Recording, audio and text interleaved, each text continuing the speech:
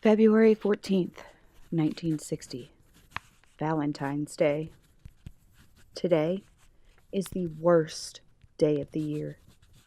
I hate Valentine's Day and dread the creeping of it into my life.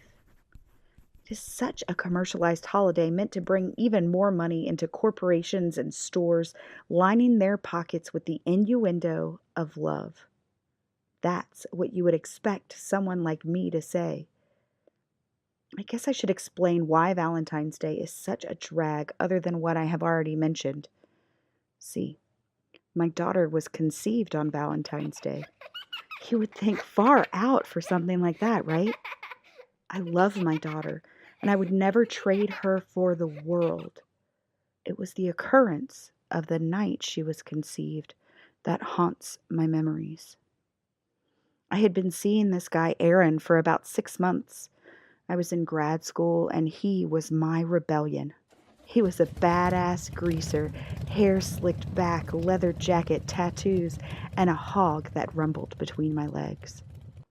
I was in love. Looking back, I don't think he was or even knows the definition of love. During the course of our relationship, certain things would happen that made me question how he felt about me. Ignoring me and paying attention to other girls, not returning my phone calls, avoiding me in certain places in public. He would always tell me I was his girl. He would get really defensive and angry if another boy even spoke to me. No!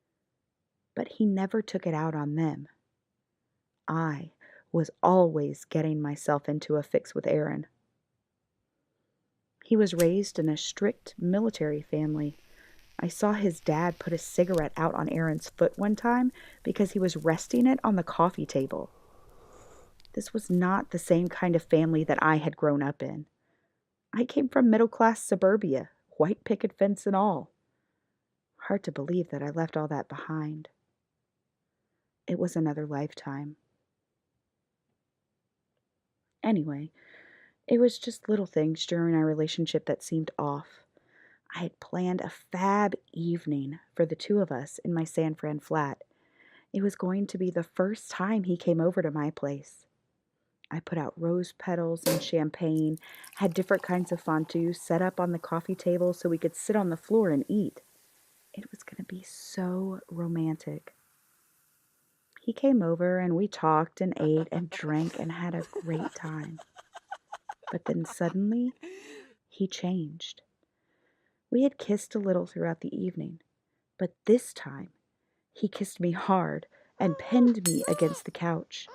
I couldn't move. I couldn't breathe. I struggled to get him off of me. He kept telling me to calm down and go with the flow. All the girls were doing it. And if I didn't behave, he would go find another girl who would. Shut up! He let me up and I tried to walk towards the kitchen. He then grabbed my throat and held me against the wall. He said it turned him on to watch me squirm. When he released me, I screamed. I was crying and begging Aaron not to hurt me. I ran into the kitchen. He was right behind me and forced me to the ground. He shoved my kitchen towel with pink hearts on it into my mouth to muffle my screams, held my hands above my head, and pulled my skirt up.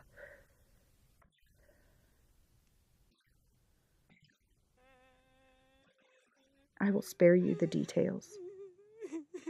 I'm sure you have figured them out by now. I love my daughter. I really do. But I detest this so-called day of love.